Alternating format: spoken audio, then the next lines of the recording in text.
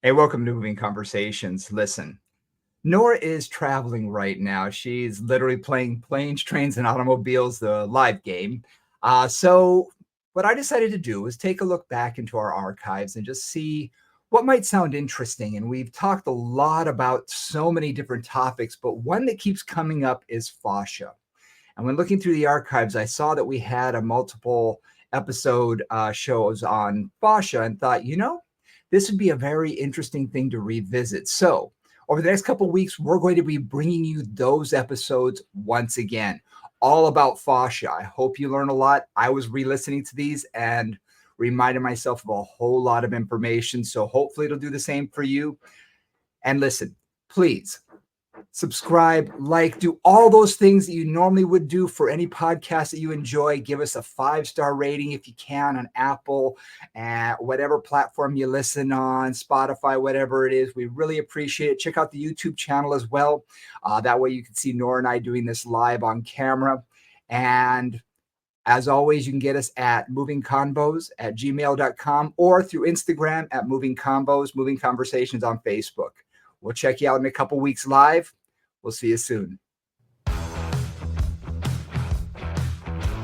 Welcome to Moving Conversations, a podcast for movement professionals by movement professionals.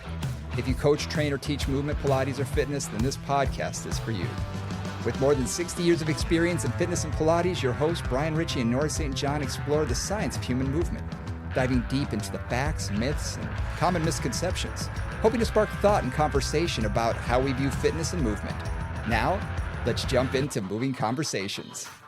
And welcome back to Moving Conversations. I'm Brian Ritchie. Joining me as always is Nora St. John. How are you today, Nora? Very well, thank you. And how are you doing, Brian? Doing good. It's been a busy day. I was up at 4 a.m. and it's, even though this is going to drop after the new year, it's just before the holiday season that we're recording this. I went at 4 o'clock in the morning to the post office and got my stuff mailed out. Thank goodness they have those little kiosks that you could just, weigh your thing out, put it out. So I was like, oh, no line, no nothing. I was like, yes, done. I'm finished with those. So yeah, I got a bunch of stuff done even, before my day started, and my day's just rolling right along.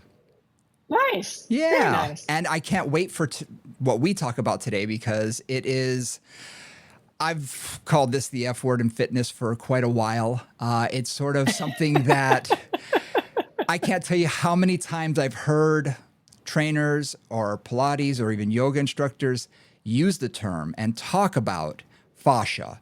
And you can tell they really don't know what they're talking about. So I can't wait to dive in on this.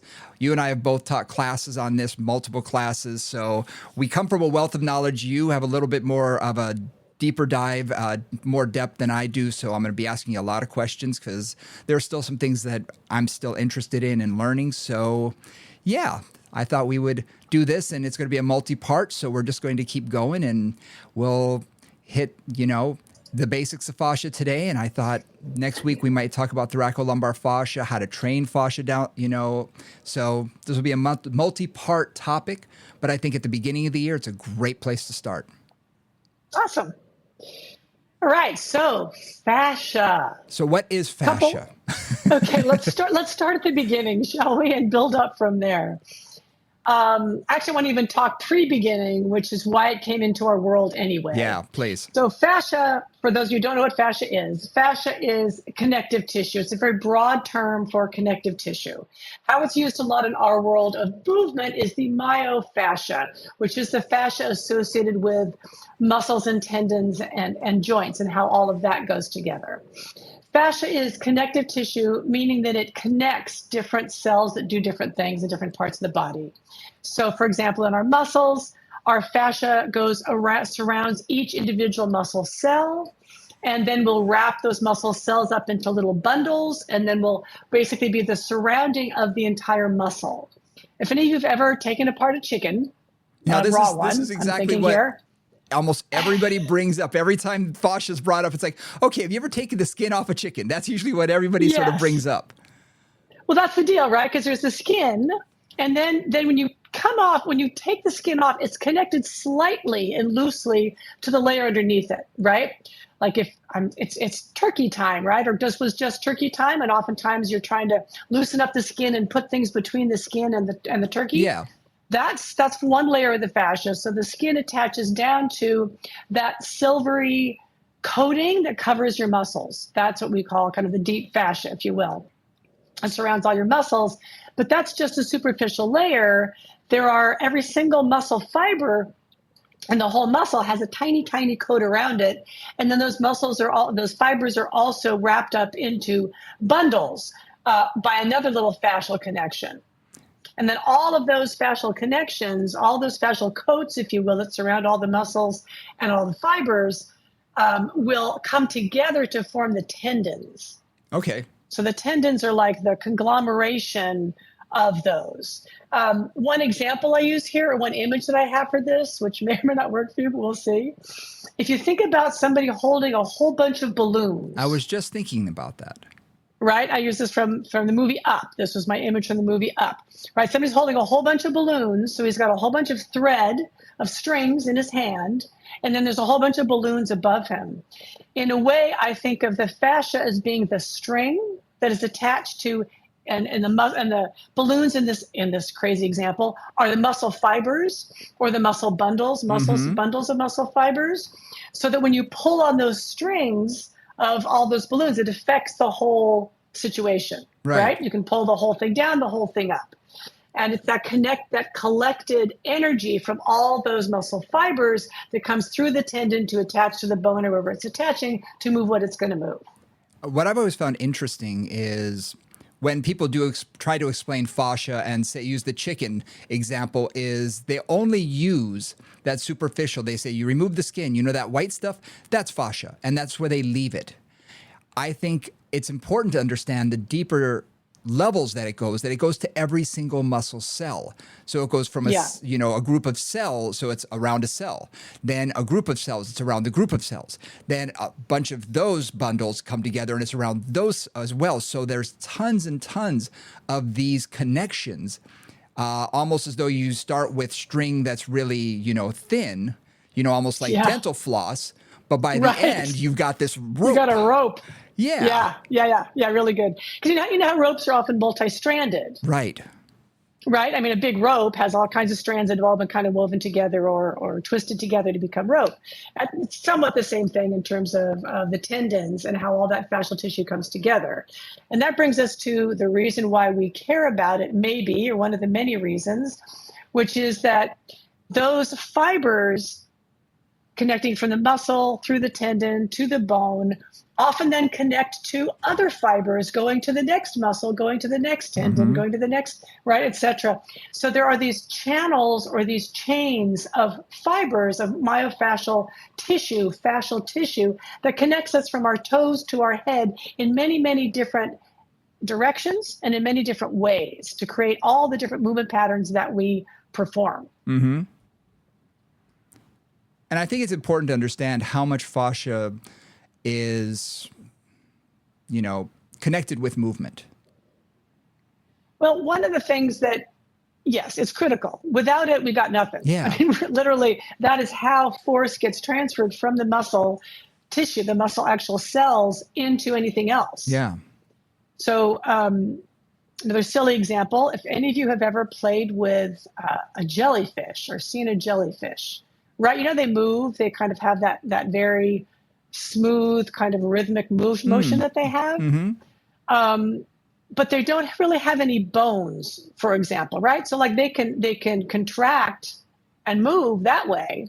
Our muscle cells can do that too, but unless they're connected to something to move, they can't really do anything. They would just sit there and sort of squirm, if you were. That's kind of a gross image, but they would just kind of squiggle in the dish unless they're connected through these fascial connections to other muscles, to tendons, to bones. And then they have their action is at those distal points, not really right where they are. That makes sense. Oh, it makes a lot of sense. You need the combination. You don't just want the muscle itself, because if, like you said, if a muscle's not connected to anything, it's just a blob. So you need that connection to the bones in order to make any type of movement, in order to create that contraction which causes the two bones to come closer together, the joint to, shorten up in the direction that we want. This leads to a question, though. When we're talking just a second ago, we were talking primarily about myofascia. Now, when you talk about connective tissue in general, would bone be considered fascia? It's considered, it's part of the connective tissue process. Bone and blood are part of the connective tissue kind of part of the body in terms of those tissues. And there's some debate about whether it's kind of a fascia or not. There's just some debate in the universe about it.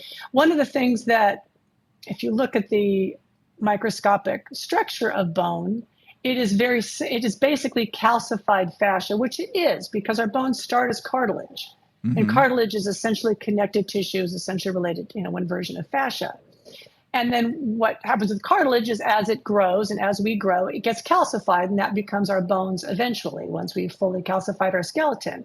And if you look at the trabeculi, the deep structure of the inner bone, not the outer smooth surface, but the inside, it looks a lot like fascia, which is this kind of lots of different connections, like a web-like structure, which is really how those tissues connect. Interesting. Yeah, and I remember when we went to the fascia conference together, that it was very interesting to listen to the arguments. Some people were saying bone is definitely part of fascia, and other people say no, that's separate. And what that always brings me back to, whenever I lecture about this topic, I always want to remind people we are at its infancy still. Yeah. Of understanding and research of what fascia is. Because even though, I was looking online earlier and they said, the first time people were talking about it was, 3000 BC, they have these documents. And then, it was written about in the early 1900s, it was written about. And that Ida Ralph, developed some of those theories based on some of these writings.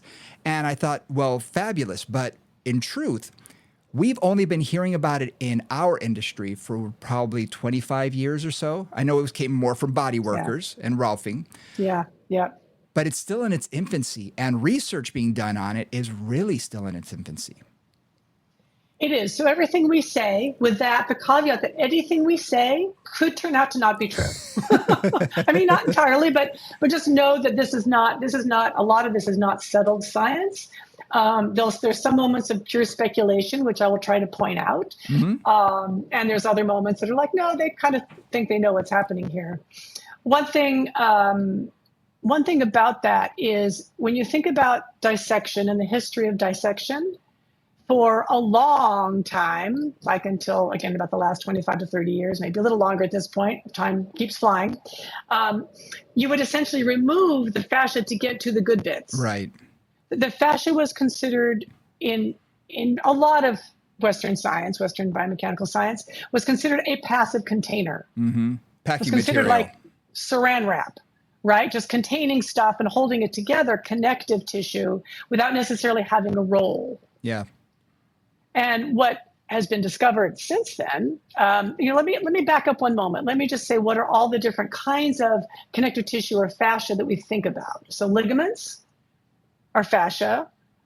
Tendons are fascia. We've talked already about the muscle structure and how that goes into the tendons.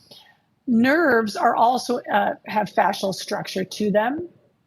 The organs are basically a fascial scaffolding, if you will, that then the individual cells for that particular organ get developed within that fascial structure, which is why the liver looks like the liver and the spleen looks like the spleen.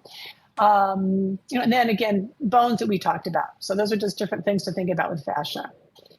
But coming back to why we care about that, it's this idea that understanding those interconnections and understanding the role of fascia has radically changed how we think about movement, how we think about the integration of movement, like why we can actually throw a baseball is a classic example, right? So I'm going to use that as an example to talk about this. A couple of science things that came up that spoke to the role of fascia. One is that, let's say you're going to throw a baseball, you're going to do something fairly ballistic and speed oriented. The muscles actually respond, or I should say that the speed of release of, let's say, that wind up into the throw is faster than can be accomplished by the muscles alone. Mm-hmm. Okay, so the muscles cannot, according to biomechanics, contract fast enough to create that speed of a release. Okay. Okay. So one of the things that they discovered is that it's the fascia that actually winds up. So fascia is not particularly stretchy. Well, I'm going to use that term for the moment. It has the ability to absorb energy and then to release that energy very quickly if timing is done appropriately. It's called elastic recoil. Mm-hmm. So again, it's not like a rubber band because it doesn't have that much stretchiness to it, but it can store energy on a contraction and release it. And that's what creates the speed of something like a jump, something like a throw, something where we're really, ballistically moving something quickly through space. Mm-hmm. You wind the tissues up, and it's the release of that tension on the tissues that can cause speed. When they realize that, they're like, well, what's doing it? Like, if the muscles can't do it, and even the nerve impulses aren't fast enough to account for some of those speeds, Mm-hmm. they realized it's just these biomechanical properties of the fascia that actually create that speed. Interesting. You said that fascia doesn't stretch very much. And because it's surrounding, there's so many different layers of it, and there's so much of it, that if it even stretches just a tiny bit when you're really creating this long line or band of it, of all these connections, it probably has a little bit more give to that than we think. But when we're creating that elastic recoil, it's sort of like winding up, what I always picture is if you take a look at a spring, not compressing a spring, but if you twist the spring. You know what I mean? If you twist a spring, it doesn't go very far, but it creates a lot of torque. It creates a lot of energy, but it doesn't have to in a small. Whereas I think of a muscle contraction is more like compressing the spring, squeezing the spring, rather than twisting it. That in my mind is sort of how I've separated, that elastic recoil. Yeah, I like that. I have to think about that. And then in your case, if you have just twisted that spring and you let it go, what happens? Spring. Yeah, it comes back to it pops out of your fingers pretty quick and kind of bounces across the room. Yep. So there's a fair bit of energy that's stored just by that tightening up of those fibers, if you will. Exactly. Now, one thing that's funny about that is that release often happens from a stretched position. Mm-hmm. So if I'm thinking about a jump, for example, the energy in the Achilles tendon in a jump is stored in the stretched phase. Right. So I've stretched it to the maximum point of possibility, basically. So there's enough tension on those tissues, and it's the release of that tension that creates the ballistic action of the jump. So it's like preloading the muscle. Yeah.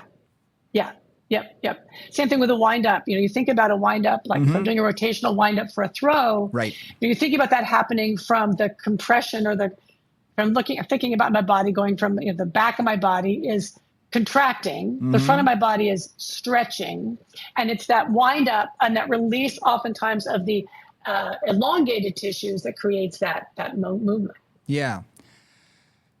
When I think of something like this, I also sort of think about like a cat. When a cat jumps, it elongates. I've seen, and I've always found this fascinating, and I think of it when I do work with athletes, because you want to create that stretch, that elastic recoil. You want to create that timing of the stretch preload to explosion. And I say, think of a cat, how it crouches before it jumps. Okay. It makes it itself as small as possible. And then it takes off, and you can literally see it extend. But what I found fascinating is in midair, you'll see the back of the cat actually begin to approach the front of the cat again. And almost like a spring would push it off again. So it does this interesting sort of recoil. And I try and explain that the timing needs to be perfect with that elastic recoil, with that pre-stretch, that preload, as you're about to throw, because I can reach my arm back and hold it there and then throw, and I'm not going to get anywhere near the same distance as if I use that elastic recoil, reach back and let it, boom, explode. I just same thing a lot in jumping. Jumping is kind of the example I use because I'm a terrible thrower. So like elastic recoil doesn't happen when I throw. Just, even though I had a Labrador for like 14 years and threw the ball 17 times and it never got better at it.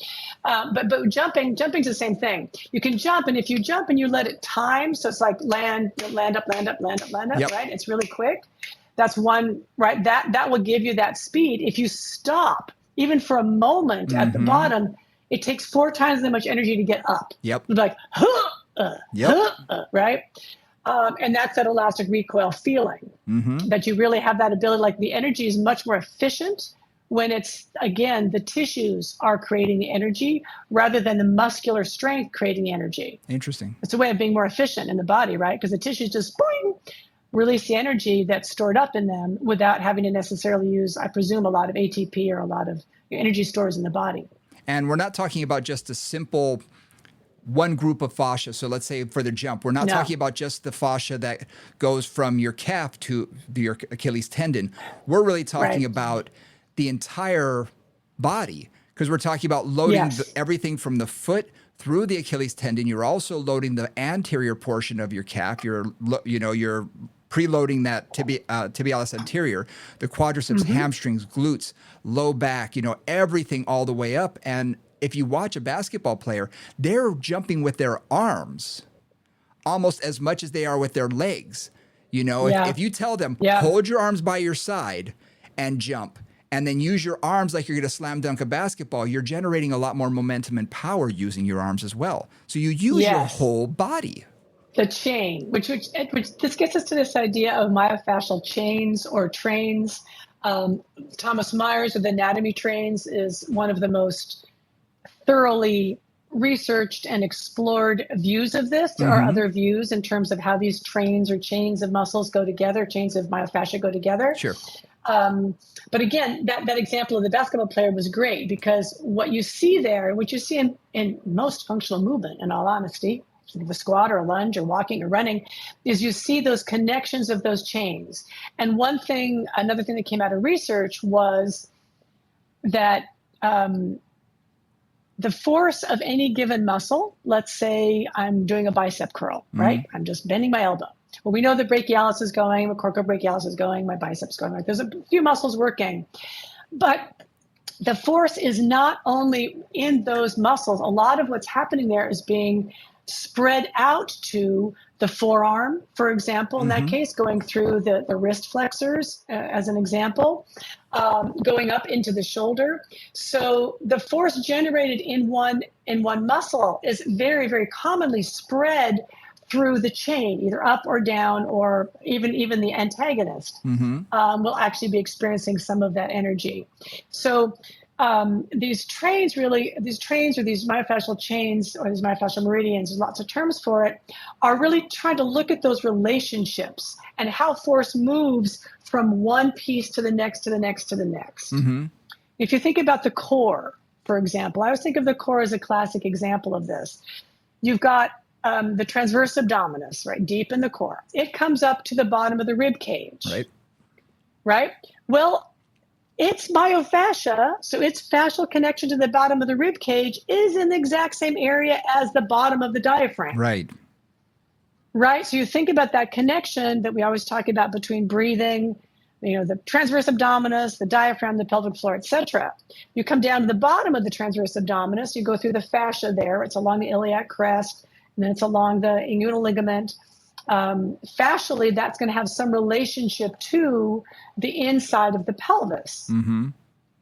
Right? So it's going to also there's some fascial connections that go down from the transverse abdominis down even into the pelvic floor, if you follow the fascia along. So there's always these connections that we make where things work in a coordinated fashion, which is how we move. We don't move typically one joint at a time or one muscle at a time. We move in complex ways for the most part. Absolutely. When looking at the meridians, I was actually pulling up some pictures of them. I found limitations with some of the Tom Meyer stuff. And I know a lot of his came from doing body work and Totally understand that. I find the functional lines are a little bit more according to what we do. Because they sort of made more sense to me than looking at, just the deep superficial front line or back line, because that almost didn't make sense to me, because that was just looking like, oh, here are all the muscles in the back and how they all, yes, they're all connected. And you can see that even in something like a deadlift or a squat, where when you're coming up, you're getting your entire back engaged, you're getting your hamstrings, you're getting your glutes, you're getting your calves, everything is firing. But that doesn't mean the front's not firing as well. So I've sort of looked at that and thought, well, that made sense for body work for me, but the functional lines made a little bit more sense because it almost had more of that crossing action, almost like the spiral line that he talks about, or the functional front line or functional back line. You look at those and you think, okay, that's more about what we do because it involves rotation. It's not just flexion and extension. It involves a lot more rotation, which we walk, we rotate, we move. A lot of what we do involves rotation of the body. Well, humans are primarily designed around a rotational functional axis. Absolutely. Right. And I compare that. So if you compare us, for example, to a quadruped, like the cat that you were using, right? Cats' primary mode of locomotion is two things. One, they have that alternating limb action, right? Think of them trot, trot, trot, trot, trot. But again, if you think about a cat springing and trying to get some real, or really moving very, very quickly, they're moving primarily sagittally, right? They're opening up into extension relatively and then flexing quickly, and then opening up into extension and flexing quickly. So they tend to be a little more sagittal. But humans, as soon as we stood up right, rotation was the only way that we could mobilize. And if you ever tried to walk without rotating your torso or your hips at all, you can do it, but you're not going to get a very long stride. No. And if you try to run without moving your pelvis, if you've ever watched a person run who's trying not to move their upper body at all, it looks kind of funny because they're missing that ability of the whole body to participate. Well, anytime you've worked with someone, I don't know if you've worked with someone who's had like their sacrum fused or, certain fusions. They suddenly have a hitch in their giddy up and you watch them move and you watch them walk and you're thinking something's missing.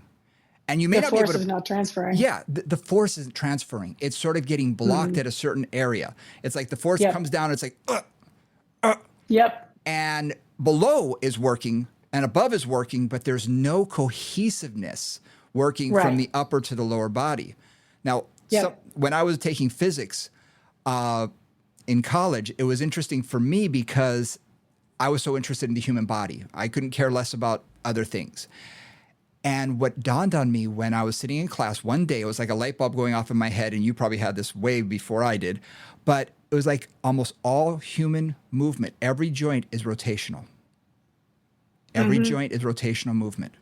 And if you understand rotation, length of limb, you understand, you're lengthening your lever arm, all of that, it just immediately, physics made sense to me. Because I could put it into my body and I could fit, and it just was like, oh my gosh, everything is rotational. Every joint. You think about this, everything works along that rotational axis of some sort. And you watch us walk, you watch someone run, you watch someone throw, you watch almost any movement. It's got to involve rotation. And that's why I've always sort of broken down movement that you would see, forgive the term, but cadaver-like, just take the body and just flex here, do this, and make it among functional activity, and it changes how we look at the body and how we should train it. Which is honestly an insight that is not widespread in my experience. We really think about the simplicity of the sagittal plane, even the simplicity of the frontal plane are very appealing. Sure. You think about how many people view movement, view exercise, think about progressing exercise, think about programming exercise. They're often, that is the reference point. Typically, the sagittal plane is the first reference point. Pilates, that's for sure true. But in fitness, I think as well. Absolutely. And once you start to get into looking at the rotational components, things get more complicated immediately. The eye is not as tuned, I find, to rotational patterns, and it takes longer to identify an imbalance in a rotational pattern than an imbalance in a sagittal pattern, typically. So it's interesting. That's an early insight to have had that, Brian, in terms of your process. No wonder you've gotten where you've gotten. It was just one of those moments that I was like, we should be moving more like this. But I don't know if you've ever had this experience when it comes to rotation and training something. And this could be, I'm just going to put it out there, it could be that we all know in every profession there's the good, the bad, and the ugly. You've got incredible instructors, you've got some mediocre, and then you've got some horrible. But just training the sagittal plane is easier. Just training the frontal plane is easier. Because we all know, if I took every single listener out there and I said, okay, we're going to throw a ball. Use your right arm. Now use your left. One side of our body is nowhere near as fluid. It doesn't have that muscle memory. It doesn't have that elastic recoil that, for me, I played baseball for so many years. You give me a ball, my right side knows exactly what to do. My left side, I can fake it a little bit, but it's nowhere near as good as my right. You get someone into a gym environment or even a Pilates environment, and you add that rotational component. One side is always going to be a little bit goofy. You know, it's not going to feel as well. I was working with someone the other day with just a one-arm row, and I have a new piece of equipment that actually is centripetal motion. And so as you pull it hard, it pulls back, you know, into the eccentric, because I want to increase eccentric contraction.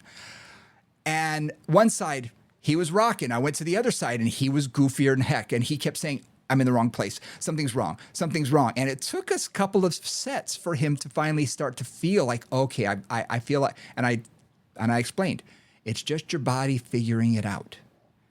Right. Motor control isn't as developed on that side. Exactly. Right. And the myofascial patterns. So motor control, myofascial patterns, however you want to talk about that. The coordination is not there on that side. Right. It hasn't been trained. So that's why when I always go back, I like to look at the functional lines, because those are the ones that seem to involve more rotation and seem to involve things that we're going to be utilizing. I mean, you look at everybody out there, if you want to go on your computer, you can look at the superficial front line of Tom Myers, which I think, you know, just basically is all the anterior muscles. You know, it goes from sternocleidomastoid all the way down through the rectus abdominis, and then it makes a jump into the quadriceps. For me, functionally, I look at the pubic sheath area, the anterior portion that I consider the fascial sling of the anterior, attaching more to the adductor than I ever do the quadricep. Because to me, that's going to shorten. Every time, if I'm doing a rotation, if I'm moving my body in a unilateral motion, I'm going to automatically look at that adductor firing across the body much more than I would in that sagittal plane. And again, that's why my eyes are always drawn to that functional stuff. And I think that goes more in line with even Diane Lee's, look at the body. Yep. So looking at those slings, again, there's a lot of models for it, but... And this is Diane Lee's look at it is more sling model. Is that right? Diane Lee's a sling model, right. So she's really looking at that. I mean, she's focusing primarily, at least my understanding, her sling model on lumbar-pelvic stability and dynamic control is really kind of where her focus is, at least my understanding of that. So she takes... and she really is just looking at the core. So she takes basically external oblique across to internal oblique to adductor for the anterior oblique sling. And then in the posterior, she goes from the lat through the thoracolumbar fascia to the opposite glute to create those diagonals across the body. Now, again, one other thing to think about with all this is all of these are models and metaphors. Right. Okay. So yes, there are definitely connections that can go from my rectus abdominis to my quadricep. If I'm in a squat, I'm going to be that's going to be what I'm going to be doing. If I'm jumping, there's going to be a connection there. If on the other hand, I'm riding a horse, I may well have that connection going into my adductors. Right. So there's lots of different ways that these go. And one of the things that I like to think about when I look at Tom Myers or any of these is these are great, again, as models and metaphors. And sometimes you're going to be working with somebody who has a strange other pathway they have to use to do a particular job. I trained a lot of synchronized swimmers, Olympic synchronized swimmers, which is really interesting because they have the strangest ways of keeping themselves upright in the water. I was going to say, that's a very specific, narrow focus. Yeah. Right. And it's completely right. It's water-based. It's not land-based. It's whatever water is semi-open. I don't want to call that in terms of open chain or closed chain, but it's a different kind of resistance. And for example, in the legs, they do this egg beater thing. Right. They call it egg beaters, which is what keeps their torso out of the water if they're doing something with their arms, right? And they're basically like moving their legs in this funny spiral where one's coming and one's coming out. If I think about the functional lines or even think about any of the myofascial lines, they don't really account for the connections that have to happen to do that because it's just changing from front to back to inside to outside to rotation to right. There's a lot of things going on there. And so when I think about a lot of the people that I've trained for specific activities, like then they're using different pathways for that particular action, whatever it is. A golfer is going to use a different pathway than a tennis player. Right. There's some similarities, but there's some differences. The pelvis moves differently. The hips move differently, right? And again, those are going to be pathways that get developed on that particular person. And that's something that, as movers, that's what we're doing. We're training different pathways to be successful in doing whatever activity we're trying to do. I like that thought. Like anybody who creates a system, everybody sort of wants it to be the panacea. They want it to answer all the questions. And in reality, nothing is going to answer all the questions because as human beings, there's way too many variables in the situation, like you just said. And you brought that up, and I was thinking, oh, well, that's very similar to water polo people who I've trained back in Hawaii. You know, because they have to do very similar. Now, they're not sticking with just the egg beater because they're not staying in one place. They have to move laterally forward, back, all that kind of stuff. But there's a lot of that as well. So they go from scissor kick to lateral to they're doing all of these other things. But it's very similar in that you can't just say, oh, you're using this unit or you're using this line. No, they're changing, right? Just like every second around as they go around, like boom, boom, boom, boom, boom, boom, boom, because they're doing adductors and then they're rotating and then they're kicking. It's much more complex than that. It's not it's not a simple repetitive motion. It's not even swimming. Right. Which again is a repetitive motion where you're doing the same thing over and over, relatively in the same way. Interesting. But these meridians or units, whatever you want to call it, does explain in general how we connect the body from one piece to the other. It does sort of have that connection. And I remember when Thomas Myers first sort of appeared on the scene, which was probably 2000 something, so 20 some odd years ago now. And it was like, from my perspective, it was like, thank God somebody is finally talking about movement, not from a one joint, one muscle perspective. Right? It was like, oh, let's look at anatomy as an integrated whole rather than as individual bits. Now, you guys, and if you know me, I teach anatomy, and I think understanding the individual bits is important. Some people say, well, just throw out the individual bits. We'll just learn the trains. You still got to understand the individual bits, I think.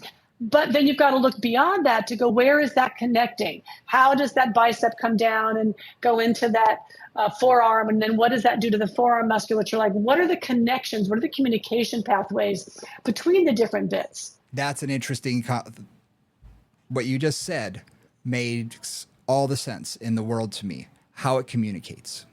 It's communication of energy. It's communication of force between all the different bits from, if you're throwing a ball from your toes to your fingertips. It has to come all the way up. If you're pushing off with a leg, if you're rotating through your hips, your spine, your thoracic, your arm, all of it. And it's a communication. And that communication is done by your fascia. Right, exactly. So let's you want to talk about the neurobiology of fascia a little bit then with that idea? Yeah, let's Shall jump we into go that. there? Before we get into that, though, just want to Yeah. remind people you're listening to Moving Conversations. This is Nora. I'm Brian. Do us a favor if you like the podcast. Please subscribe. That way you get it every Tuesday. It jumps right into your feed, and you can listen to us on your way to work or whatnot. If you really like us, give us a 5-star rating. That helps with all these algorithms. And again, I know nothing about that stuff, but they say it helps. So as many likes and as many subscribes and all of that as we can get, the better it is. Our email is movingconvos@gmail.com. Instagram, Facebook, Twitter @movingconvos, how you can reach us. All right, let's jump into the nervous system. And yeah, this is going to be, we're jumping in now. Okay. So one of the things that we talk about, right, is how do we coordinate the action of all those pieces to throw a ball or to hit a tennis ball or even just to run, right? How do all those pieces come together and how does that timing occur at the right time? Mm-hmm. Now, one of the things that intrigued me when I first learned about Golgi tendon organs and muscle spindles, right, is that basically these are some of the systems in the body, the proprioceptive systems in the body that tell us where we are in space, right?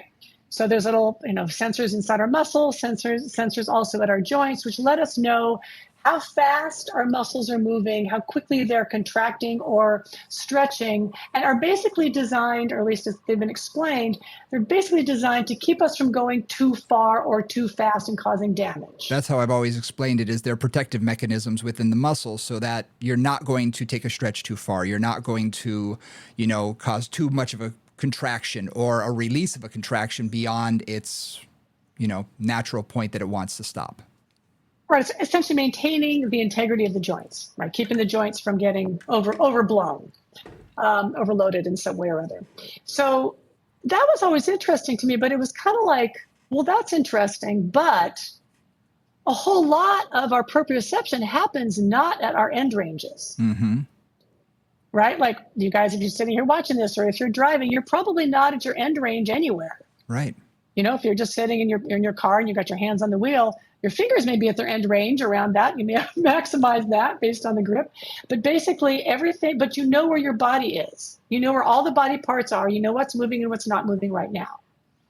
And one of the things that is, in some ways, for me, one of the most fascinating things about fascia is this neurological component within the fascial structure. So one thing we haven't talked about here is glide between fascial structures, between structures. So glide between muscles, glide between the skin and the muscles, Mm-hmm. that kind of thing. One thing we've talked about a few times, or I've mentioned anyway, is when muscles are sliding against each other. For example, if I'm doing a bicep curl, my bicep is contracting and shortening, my tricep is lengthening on the opposite side of that antagonism, agonist reaction. And the funny thing for me was that can be a lot of motion. That can be inches worth of movement, a change between those two structures. Mm-hmm. All right. So that means that those structures, which are right next to each other, they're like one's on the front, one's in the back. They're like a sandwich with a fascial layer in between, a little fascial space in between. They have to be able to glide in order to do what they need to do. Right? They're forced. They need to be able to, one needs to be able to glide this way while one's gliding that way to create that elbow flexion. Okay. Okay. Got that view? So what's happening in that space between those structures is there's a ton of neurological input that's happening in those spaces. Now I like that you described it sort of as a sandwich. Because if you look at it, let's say we take a cross section of our skin, muscle, connective tissue, all of that. You take a cross section of that, and you're looking at it from the side. So the top would be the epidermis. That would be your skin. Underneath that would be fatty tissue and things like that, loose areolar tissue. And fascia that's in there. Right. That connects the skin down to the deep layer. Right. So that would be the loose connective or loose fascia, right? Yes. So that's there's a the lot superficial. there's a lot of nomenclature weirdness, but yes. The Superficial fascia or the loose fascia, different terms for it, but yeah. So that's the one that's on the more top side. Then underneath that layer would be more of the dense connective tissue, the thicker connective tissue. Like what covers a chicken breast when you take off the skin. Okay. I just wanted to make sure that everybody sort of can picture what that sandwich looks like, because that's a great way to look at it from the side, as you see those layers and you can see the fat, you can see a layer of fascia, you can see where the muscle would be. And in between all of that, you're also going to have your neural connections, your blood supply, arteries, veins, all of that sort of thing as well. Right, but I want to go one layer deeper, which is that it's not just skin to skin, but muscle to muscle. Okay. That there's going to be the fascia of, again, your triceps. Yep. And the fascia of your biceps that surround the muscles. And then between there is some very mobile fascial connections between those two muscles. And these are fibers, fascial fibers that basically change shape and move and glide around each other. It's a very moist environment that allows those tissues to glide. Right. Okay. And that's what creates our ability to move, essentially. If we can't glide, we can't move. And as we get older, or if you've got a client who has an injury, I'm going to divert here and then I'll come back. If you're at a client who has an injury, who has a scar, in your case, which you were just talking about, like has a spinal fusion, somewhere where things are not moving anymore, that creates that sense of stiffness, that sense of lack of range of motion, some of those issues. So what happens in that in-between space, that intermuscular space, if you will, is these nerve endings. And these nerve endings are the two kinds. One is nociception, so that is a pain perception, right, and that responds to changes in chemistry, so pH changes, inflammatory markers, that kind of thing will lead to irritation and pain, damage, obviously, to the tissues. The other one is proprioception. So as fluid moves in between those muscles, so let's say I do a bicep pull, right? I'm like basically flexing my elbow. That's going to squeeze that muscle, increase the pressure inside that muscle, right? And do different thing to the pressure on the triceps. That muscle, that change is going to squeeze the space between those two muscles. And what that will do is it will move water through that space. Water pressure is one of the primary things that the proprioceptors within the fascia sense. Okay. So that basically as that water is moving through, as that pressure changes, the proprioception, the proprioceptors within that know like things are moving quickly, things are moving slowly, things are contracting a lot, things are not contracting so much. They have that very, very subtle understanding of exactly how much tone and speed and direction are happening in the muscles that they're next to. Hopefully that all made sense. So along with our Golgi tendon organs and our muscle spindles, you have this incredibly refined, very fine-tuned proprioceptive sense between every single layer of every single muscle, and between a lot of the different layers of fascia, even some between the skin and the deep fascia underneath it. Now, you just mentioned water, and something we know is as we age, our connective tissue has a tendency to dry up. Yes, we get dry, and drinking is not going to help. It's not. We're talking on a cellular level. So what is actually happening with the fascia itself? Is the fascia just drying out and becoming more dehydrated? Is it becoming thicker and more viscous? Like, the difference between water and, let's say, something like butter or, lard, something that's going to have more density to it, but still has movement and still has some, lack of a better word, fluidity to it? So some of this I don't know the answer to all of this, but I'll answer what I can. So two things. One, as we age, so fascia is primarily, or one of the primary things it's made up is collagen, right? Collagen changes with age. It gets a little stiffer, a little more brittle. If you think about wrinkles, right? When you're a kid, if any of you have children, particularly, like look at their skin. It doesn't have a lot of wrinkles. It's very smooth. The collagen is very plump and very, very juicy, if you will. As you age, and if you have any very, very older relatives, I think of this one guy I saw in Ireland who was like the most wrinkliest face I'd ever seen. It's dry, right? That collagen loses its elasticity because it's collagen. And there's other tissues there as well that relate to the flexibility of the collagen, and those change composition as we age. So the chemical structure of the fascia changes slightly with time. Now, one of the things that decreases the likelihood of that is, oddly enough, movement. Yeah. Right? Movement, like motion is lotion. That old saying is absolutely true, that stimulation is what keeps the collagen as healthy as it can be, keeps it hydrated and moving within this fluid system that it lives within. One other thing, so that's one side of that. Another side of that is there's stuff called glycosaminoglycans, right, which is this gag molecule. Basically, it's the lubricant, also called gags, but it's basically the lubricant that is within the fascia, or one component of the lubrication within the fascia. There's a lot of other things into this. Again, it's hard to do the chemistry and all that stuff. But basically, glycosaminoglycans is also called the ground substance, and that's essentially the fluid that is within all of these spaces.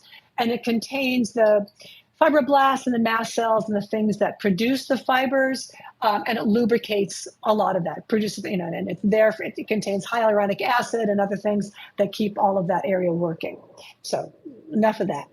But how I always, have taught it, and I think I learned this from a professor of mine, is if you ever watch concrete go down and you see rebar and you see, all the substances that have to go in before the concrete goes into it. So you have your collagen, you have your elastin, you have all of those type of structures. But then you pour this ground substance in, which is the cement, that goes in there and sort of takes up all of the other space, within that unit. And that's how, in my mind, it's always like, oh, okay, so it fills up all of that around the collagen, elastin, and the chemicals that are in there and whatnot. And I'm going to use even a slightly more domestic model, which is a Jell-O mold full of things. Oh, Okay, now I want to use it a couple ways. One, because gelatin is primarily collagen, so there's that. And if any of you've ever made Jell-O, and I know this is like, I don't know, it's not the 1950s. Who makes Jell-O anymore? But should you make Jell-O and you fill it up with something like, I don't know, spaghetti. I'm being totally random here. Something stringy. What kind of holiday dish do you make? Seriously. Well, maybe shredded carrot or something, right? Something shreddy. So if you've ever made gelatin, like you liquefy it, right? You heat it up, you liquefy it, you put in the stuff.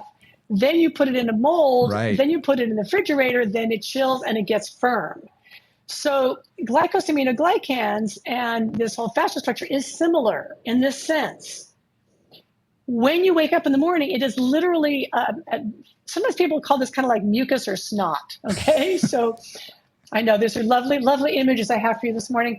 But basically what happens there is that as you warm things up. So as I move, this ground substance becomes more fluid. Okay. As I cool down, as I stop moving, it gets thicker. All right. So you think about, like, if you ever had a cold, like there's that runny snot that's just coming out of your nose like water. And then there's those days when it's like more like yellow, gooky, sticky stuff. The ground substance is a bit like that, and heat and movement are what keep it fluid. Right. So that's another reason. That's why warming up, whether you believe in it or not, warming up actually does help to liquefy and stimulate that ground substance, allowing our muscles to glide more easily and to move better. Okay, that makes a lot of sense, because for years I've tried to explain to clients, why do we warm up? And I've always said your tissues need to be at a certain temperature before they work properly. Now, yes, I can pick something up off the floor. My muscles are going to work properly. But before we want to train them in any specific way or any, difficult way where we're putting a lot more force than just, lifting up a grocery bag, we want the tissues to be at a certain temperature. And now it's making sense that it's actually the fascia that's really, we're trying to warm up, and we're trying to get that moving so that we're going to move better and not feel so stiff, not feel so, I mean, how many of us have had clients come in and say, man, I feel stiff today. I feel like I'm not moving well. And then once they warm up, they're like, oh yeah, I'm feeling better. So it's really your fascial suit you're warming up. It's your fascial suit you're warming up, exactly. You're lubricating your whole fascial suit, like, oil can in Wizard of Oz. Nice. Yeah. That's a good way to sort of look at it. I like that. Yeah. I like that. So we talked a bit about just fascia, a bit about what it is, a bit about what it does, thinking about that glide component, thinking about the integration and coordination component, a little bit about elastic recoil, and a bit about kind of this warming up piece. So is there anything else we want to cover in our first kind of fascia introduction? I'm gonna use the holiday season and say, think of this as a tree. This is the tips of the trees that we did today. Okay, we just covered the basics of fascia, and hopefully in a way that's going to help you understand a little bit more of, oh, here are the components, here's what makes up fascia, and here's what it does. And we covered a little bit of the meridians. I think our next episode, let's dive in a little deeper and explain how these work more with movement. And how, I mean, you said it, we just covered it right there. Movement is critical. Motion is lotion.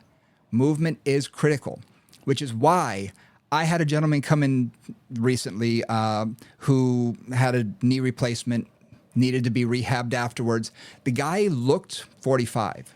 He was 72 or 73 years old. And his goal is, it's almost ski season. I got to go snowboarding. So I need my knee stronger for snowboarding. I'm like, dude, you're in your 70s and you're snowboarding. I'm thinking, amazing. He has stayed active most of his life. And yes, he's worn out his knees. That's why he had it replaced. But you know what? He stayed in motion and his tissues looked great. Now, I'm sure genetics has a lot to do with that as well. But we all have those clients who never moved throughout their whole life. They were very sedentary people. And at age 60, 65, they look like an old person. And I think we've all had the person who comes to us who at 60 or 65 is like, no, I got tennis tomorrow and I've got golf and then I've got this and I've got that. And they never stop moving. And you know what? They usually don't look their age. They usually look a lot better for their age. Oftentimes they may be wrinkly because of sunlight and all that kind of stuff, but in general, they're moving better and their bodies respond better. So motion is so important. I always laugh when I go to Kaiser. I'm a Kaiser patient, and I walk in and, I'm in my early 60s now. And I'm like, nowhere makes me feel healthier. I always came out going, I am young and spry. I'm moving well. I don't look like I'm 112. I'm not like, moaning when I get on my chair. Like, I feel really young when I'm in that circumstance. Oh, yeah. It's like, I am young and spry. We got this going because I'm going to keep moving as long as I possibly can. I had that exact same experience the first time I saw a new back doctor. I get there early. I'm sitting in the waiting room, 20 minutes early just because that's who I am. And I'm watching all the people going into him. And I've got, I had low back pain and whatnot. And I'm watching people come in with walkers and with wheelchairs and barely able to move and people helping them in. That when I went, the doctor walked in and said, so what's going on today? I said, nothing. I feel great. I'm doing all right, man. And he laughed and he said, no, really? I said, I've got a little bit of back pain, but nothing compared to all those people. Right. It will tell you, okay, I got to keep moving. Yeah, absolutely. So we covered a lot. We're going to dive in a little deeper next time. So we're going to get more into how movement actually helps. In general, I think we just have to keep on moving. Thanks for joining us on Moving Conversations. I'm sure this has sparked a little bit more of your interest in fascia. We've probably covered a lot of things that you've probably heard about. You've probably, thought about or whatnot or heard here or there. Hopefully we were able to, shine a flashlight on it a little bit more and clarify some things. We're hoping to do even more next time. Hopefully we'll just keep your brain engaged until next week. If you have a topic you'd like us to discuss, please drop us a line, movingcombos@gmail.com.